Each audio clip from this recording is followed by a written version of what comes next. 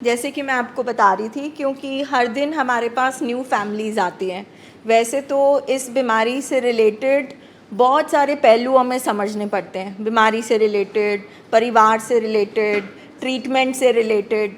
तो रोज़ कोई ना कोई किसी ना किसी विषय को लेकर हम बातचीत करते हैं। जैसे आज हमने लिखा कि फैमिली को क्या करना है, कल हम डिस्कस कर रहे थे फैमिली को क्या नहीं करना। क्योंकि हमारे पास न्यू फैमिलीज़ रोज़ आती हैं, इसलिए उनको साइको एजुकेट करना ज़रूरी है कि ये दिमाग का अस्पताल है और जिस पेशेंट को हम यहाँ पे लेकर आए हैं उसको दिमागी बीमारी है। ठीक है, आमतौर पे जब हम सुनते हैं ना किसी को कि दिमाग ख़राब है तेरा, है ना, बोलते हैं, तो वो एक बेइज्जती और गाली सी महसूस होती है ना, क्योंकि हम उसको अंडरस्टैंड करते हैं कि शायद ये मुझे पागल कह रहा है या ये मुझे कमज़ोर कह रहा है।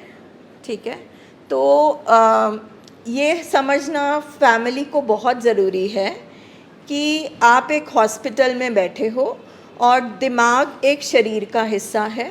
ठीक है, जिस तरह से हमारी लिवर, किडनी, पेट ख़राब हो सकता है, आंखें ख़राब हो सकती हैं, हड्डियाँ की प्रॉब्लम हो सकती है, बिल्कुल उसी तरह दिमाग भी बीमार हो सकता है, क्योंकि एडिक्शन, डिप्रेशन, बाइपोलर डिसऑर्डर, ये सारे दिमाग से रिलेटेड बीमारियां हैं, सिचुएशन, मेडिकल कंडीशंस हैं। ठीक है, और हमें ये अंडरस्टैंड करना पड़ता है। सबसे बड़ी बात जो पहले दिन यहाँ बैठते ही फैमिली को समझनी पड़ती है, और ये फैमिली कड़ी भी बहुत मुश्किल है, कि पेशेंट की समझ काम नहीं कर रही। तो इसलिए पेशेंट को समझाने का कोई मतलब नहीं बनता। बिल्कुल वैसे ही जैसे पेशेंट को कोई और बीमारी हो गई, जैसे पेशेंट को कैंसर हो गया, पेशेंट को टीबी हो गया। ठीक है, तो उसमें हम समझाते तो नहीं उसको ना कि तू कैंसर मत कर अपने आप को, तू कैंसर को छोड़ दे।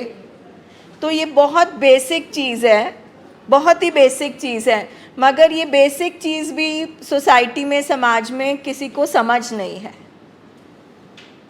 तो जब हमने बोला कि ब्रेन डिसऑर्डर है, मीन्स जैसे पेट खराब है, ठीक है, जैसे किडनी खराब है, जैसे किसी का लिवर फेल हो गया, ठीक है, तो जो जो काम ये बॉडी के पार्ट्स करते हैं वो काम नहीं हो पाएगा। उसी तरह से दिमाग खराब होने का मतलब कि ये दिमाग की जो मशीन बनाई है भगवान ने, और जो हम दिमाग से करते हैं वो सही नहीं होगा। इतना आप समझ पाए? ठीक है, तो ये हमारा जो मत वाला हिस्सा होता है, ठीक है, जो हमारा सही गलत का फैसला करता है, जो हमें समझाता है, जो हमारी समझ है, ठीक है, अगर वो हिस्सा अंदर से काम नहीं कर रहा तो आप पेशेंट को कैसे समझाओगे और पेशेंट कैसे समझेगा? दूसरा, ये एक शारीरिक बीमारी है। अब अगर ब्रेन डिसऑर्डर है, यानी कि ब्रेन में नुक्स आ गया है। ब्रेन में नुक्स आने का मतलब जो ब्रेन में केमिकल्स हैं, ठीक है, जो जितनी मात्रा में होने चाहिए उतनी मात्रा से या तो ज़्यादा हैं या कम है। तो हमारा शरीर का एक हिस्सा बीमार हुआ है, और वो शरीर का हिस्सा ही हमारे बाकी के शरीर को और हमारी ज़िंदगी को, सोचों को, मूड को, बिहेवियर को चलाता है। इसलिए बोलते हैं कि इस बीमारी में फैमिली का रोल है। पेशेंट कभी भी अपना ट्रीटमेंट नहीं करा सकता, और अपनी मर्ज़ी के अकॉर्डिंग तो बिल्कुल भी नहीं करा सकता, क्योंकि अगर ऐसा होता तो अस्पताल पहुंचने की ज़रूरत ही नहीं थी। अस्पताल हम इसलिए पहुंचे हैं क्योंकि शरीर का एक हिस्सा बीमार हुआ है।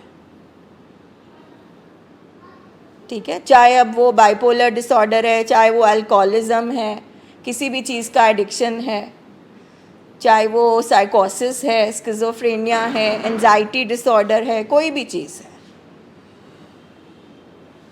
तो जब तक उस बीमारी को ट्रीट नहीं किया जाएगा, जब तक शरीर के उस हिस्से को हम ट्रीट नहीं करेंगे, उस मशीन को ठीक नहीं करेंगे, तब तक वो मशीन जो काम कर सकती है वो नहीं हो पाएगा।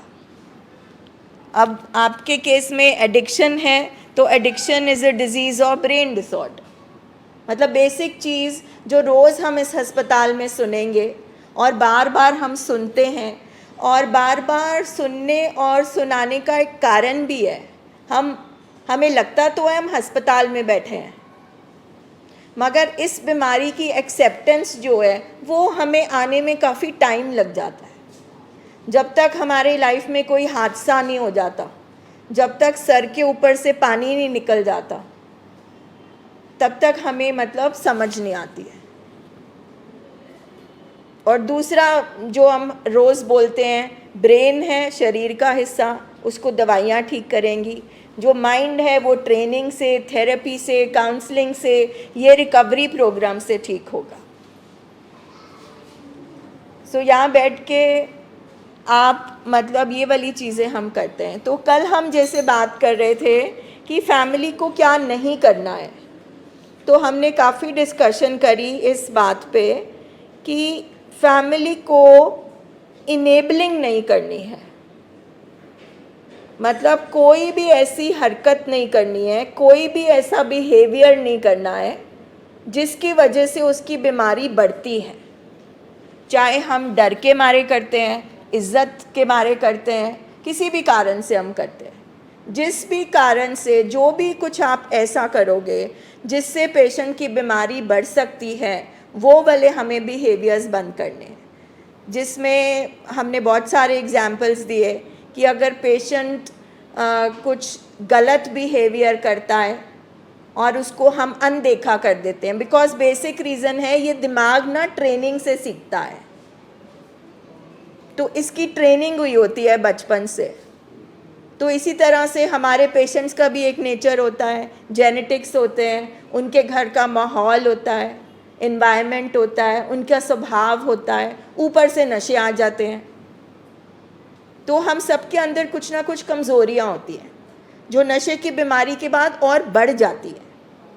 तो जब हम ट्रीटमेंट में आते हैं तो हम जड़ पे काम करते हैं, क्योंकि आप खुद सोचो कि अगर हम मानते हैं कि ब्रेन डिसऑर्डर है, ठीक है, तो जो भी काम दिमाग करता है, हमारी दिमाग में हमारी सोचें हैं, हमारे दिमाग में हमारी बचपन की यादें हैं, हमारे दिमाग में बिलीफ सिस्टम है, वैल्यू सिस्टम है, बहुत सारी बातें छपी हुई हैं, हमारे कैरेक्टर में फ्लॉज हैं, कमज़ोरियां हैं, जिसकी वजह से हम नशे की तरफ गए।